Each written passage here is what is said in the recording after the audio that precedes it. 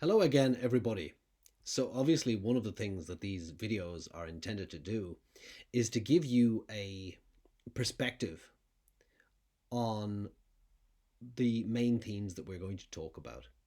And one theme which is unavoidable whenever you talk about the EU and the wider world in the modern context is that of Brexit. Brexit is a central theme because it represents a novel crisis for the European Union.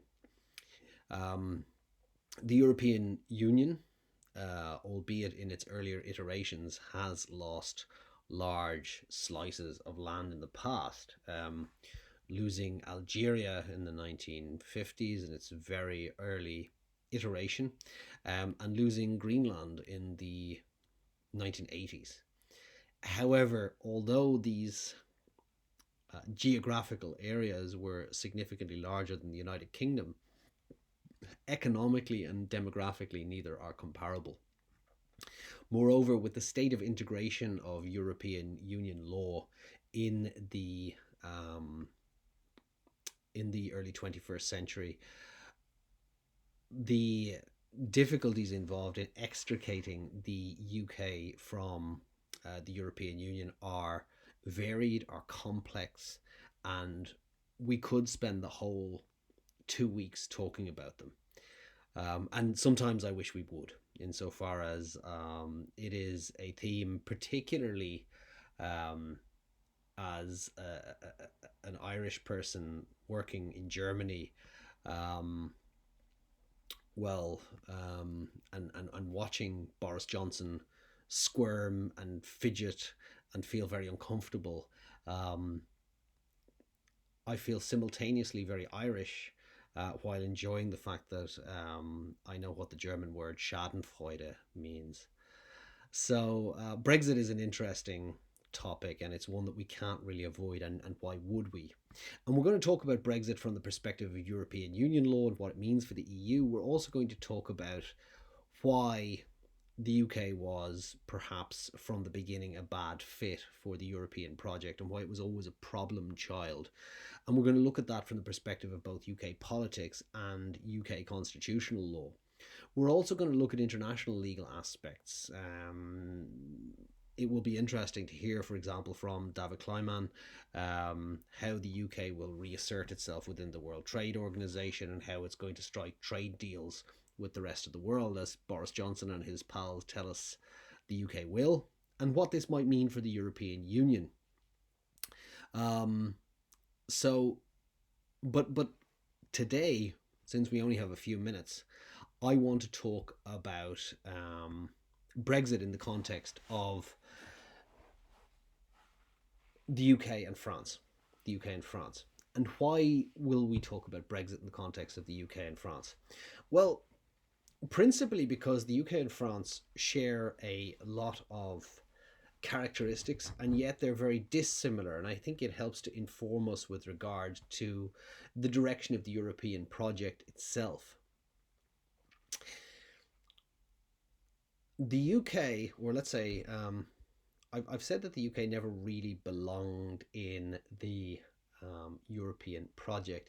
They were invited to participate um, in the early integration processes, um, where exploratory committees were put together. For example, in the Sicilian city of Messina, um, the so-called Spa committee met in the city of Messina in the early 1950s, at the very beginnings of the European coal and steel community. And the Brits were invited to participate, and they sent a representative, but it was a low-level representative who basically said at the end of the conference that the British would not be participating, and made a memorable speech about um, how the project was doomed, effectively. So the British never really saw this post-war peace project as being up to very much. It was only really when it started making a good deal of money that the Brits wanted in. And of course, we have the memorable story of President Charles de Gaulle, twice saying no to the British, um, basically saying that they should not be part of the project, and fearing that they would wreck it if they eventually became members of the European club. And the British efforts to establish an alternative club in time, the organisation which continues to exist, EFTA, of which the UK is no longer a member, but which continues to exist, albeit with only 4 members: Iceland, Norway, Liechtenstein, and Switzerland. However, what I want to talk about really is, and we will get to talk about all those integration questions in the context of the summer school. And I can promise you, you're never going to shut me up about Brexit. I love talking about it, and I think it's a fascinating, um, problem, and a fascinating opportunity potentially also for the European Union. But what I'm going to talk about now is Britain and France and diverging perspectives. At the end of the Second World War, history books and international politics books will tell us that the world was left with 2 great superpowers, the United States and the Soviet Union, a bipolar world. And if you study international relations theory, many of the volumes base international politics during this period on the bipolar makeup of the world, that effectively you could be allied with one side or the other. There were a few non-aligned states and neutral states and so on, but effectively it was this bipolar world with these 2 great powers. And indeed, many of the institutions created by international law, to an extent, reflect this bipolarity, and certainly the way in which they were used. However, a story that's perhaps not told as frequently is the story of Britain and France. 2 countries that had fought and had been considerably affected by the Second World War, but that had been on the winning side. Both victors in the Second World War, but both significantly damaged by the Second World War, as indeed was the Soviet Union, admittedly. But both of these countries were left in rather interesting positions after the Second World War, because they seemed to be, for various reasons, which we don't really need to go into right now, less powerful than the 2 emerging superpowers. And it seemed as though the machinery of the fledgling United Nations would be used to force these countries into a second order position. Although they would retain status as permanent members of the Security Council within the United Nations, they were forced to give up the main resource that was at their disposal to become potentially 3rd and 4th superpowers in the world. I'm talking about their colonies. So, although we can argue as to whether the Soviet Union may have had colonies, so certain scholars would deem that the various peripheral Soviet republics were in reality Russian pawns, and that they should be seen as colonies, or indeed that by forcing the reintegration of the southern states into the United States, we could class them as something similar to colonies. Generally, in international law, we don't make that equation. We don't tend to class the United States and the Soviet Union as being colonists in the same way as Britain and France. Rather, the international order that emerged was one that basically pushed Britain and France to abandon their colonial possessions in Africa and in Asia within the decades following the Second World War. Now, of course, as we know, there are still a few, let's say, former colonial possessions that remain in Britain and France's hands. Guadeloupe, Martinique, the so-called Dam Tam in France, and places like the Falkland Islands and Gibraltar for Britain. But generally speaking, these countries were forced to abandon their colonies, which prevented them from reasserting themselves to the same level as the United States and the Soviet Union, becoming the third and fourth superpowers, despite the fact that they did do things like develop nuclear weapons and so on. Now, why is this important?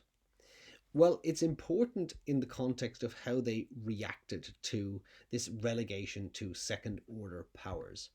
And in terms of a particular incident that underlines the sort of bifurcation, between the French and British reactions to this relegation, the incident that underlines this, or that brings this to the fore, is the 1956 Suez Crisis. And essentially, this was a reaction to the Egyptian nationalization of the Suez Canal. In 1956, the Egyptian leader Nasser nationalized the Suez Canal, which had previously been under the control of the United Kingdom and France. Now, after Nasser had nationalized the canal, Israel, followed by the United Kingdom and France, invaded Egypt. After the fighting started, political pressure, principally from the United States, as well as the Soviet Union and the United Nations, led to a withdrawal by the Israelis, the British, and the French. And effectively, this was the big boys, the Soviet Union and the United States, telling the now second order powers, you do as you're told. You no longer are capable of having an independent foreign policy against our wishes. So it was a significant moment. And if you read history books emanating from either of these countries, you'll see that in both countries it's seen as a significant moment. It's seen as a moment where the position of the respective states changed. But that's where the similarities end. The similarities end there because France seems to have accepted its fate. Perhaps even before this point, there seems to have been a national recognition that France was best served by cooperating with its immediate neighbours in Europe to make common cause as a power multiplier, if you like. As a power multiplier, as a force multiplier. And that France could no longer, if you like, go it alone. And this was not the reaction in the UK. Rather, the reaction in the UK was to dwell on past notions of glory and empire and the idea that it could all be regained once again. And in order to demonstrate this, perhaps the best example I can give you is the Mollet plan. The Mollet plan. Now, those of you who are au fait with European integration will probably think, Professor Burke made a mistake there. He means the Monnet plan. And you might be talking about one of two plans devised by senior French civil servant named Jean Monnet, who is one of the founding fathers, if you like, of European integration in the 1950s. But actually, no, I'm talking about the Mollet plan, Mollet. Guy Mollet was Prime Minister of France during the Suez Crisis. And he proposed, in reaction to the humiliating defeat that both Britain and France had suffered, a union between the United Kingdom and France with Queen Elizabeth II as head of state and common citizenship. As an alternative, he proposed that France should join the British Commonwealth. Now, the UK Prime Minister Anthony Eden rejected both proposals, and France instead went on to join the Rome Treaty in 1957, which established the European Economic Community and strengthened Franco German cooperation. So, although the coal and steel community had been in existence in 1951, the Treaty of Rome was only brought about in 1957, which of course was the bedrock of what we see as modern Europe, this Franco-German cooperation with Italy and the Benelux countries along for the ride. But a year earlier, reacting to the humiliation of Suez, Guy Mollet, the Prime Minister of France, was prepared to turn around to his British counterpart and say, let's make a Franco British Union. Let's unify these two states, make common citizenship, have a common head of state.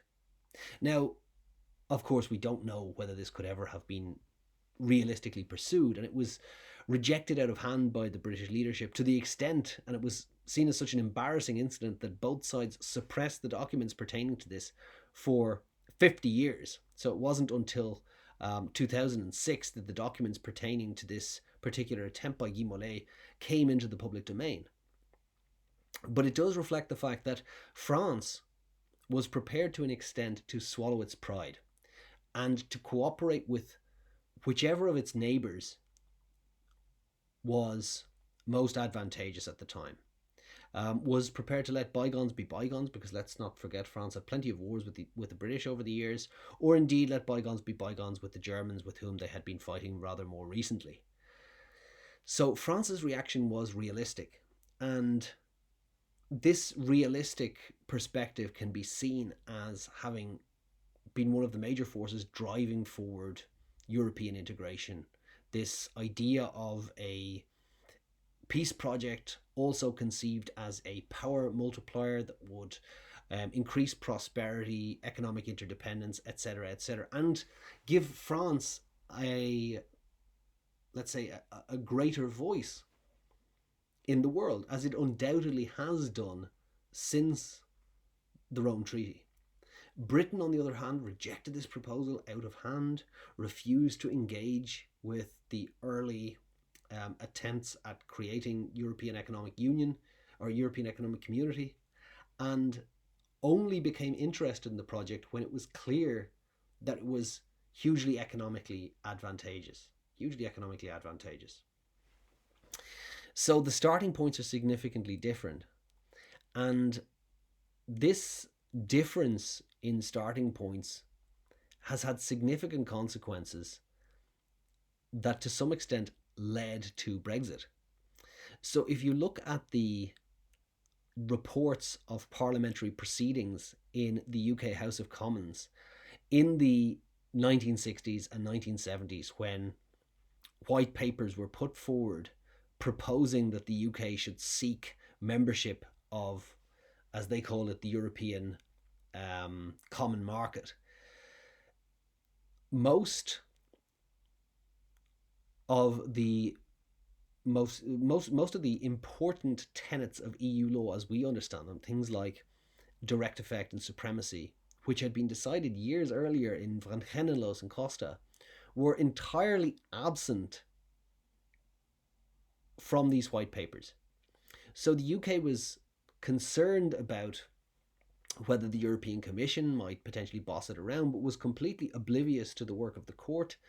Of course, the court was operating through French. Vangenelos and Costa were not being reported at the time in English language legal journals. They were not conscious of how this community was really integrating. They were merely conscious of the fact that the economies of the states involved in this club were growing. So there is an argument that they didn't know what they were getting into, that the market was never really for them, that it represented a plan, if you like, a sort of an enhanced integration beyond what they had been prepared to countenance, that they weren't interested in any sort of integration, they weren't prepared to get real, and that when it became clear what they were actually involved in, they began to think maybe we shouldn't be here. So as I said, direct effect and supremacy not referenced in the white papers that were presented to the members of the UK House of Commons.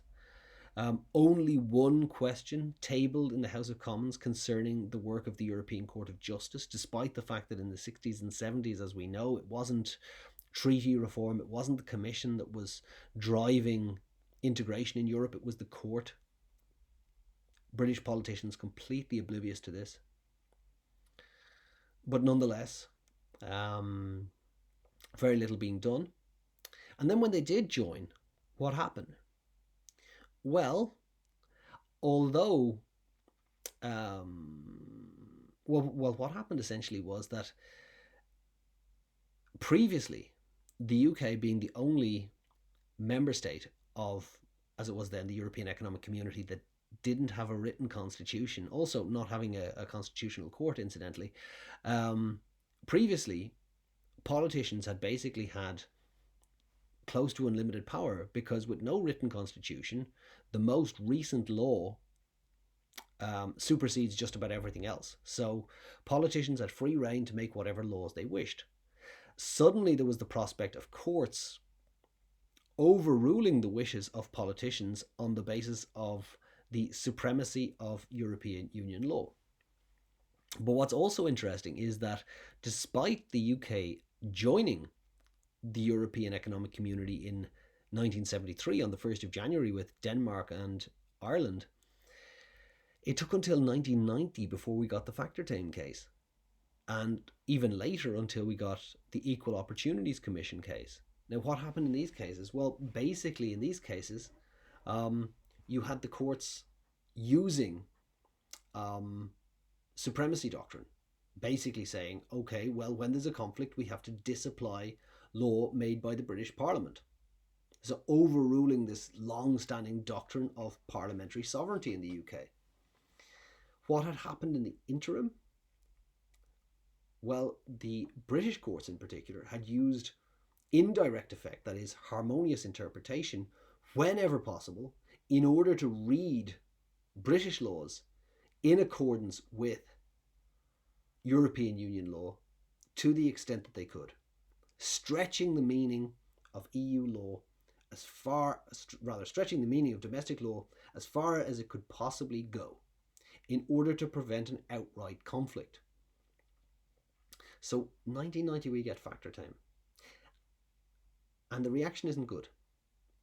And by 1993, we have the Maastricht Treaty proposing further integration.